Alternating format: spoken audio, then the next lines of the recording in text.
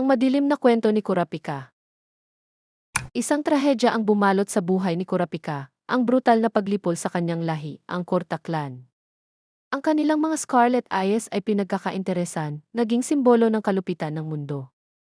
Naiwan si Kurapika na puno ng galit at determinasyon na ipaghiganti ang kanyang mga mahal sa buhay.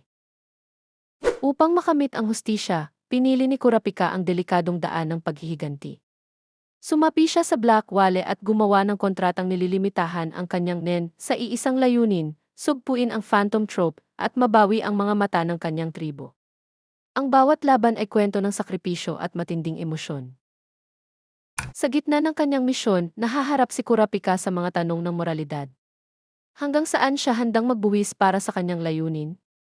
Ang kwento niya ay hindi lamang tungkol sa paghiganti kundi pati sa pagkakaroon ng kawalan ng liwanag sa piling ng galit at kalungkutan.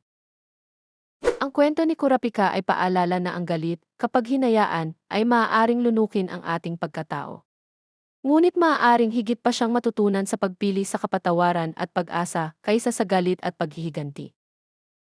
Huwag palampasin ang kwento ng isang anim karakter na nagtuturo ng determinasyon at kadiliman. I like ang video at mag-subscribe para sa mas marami pang kwento ng Hunter x Hunter.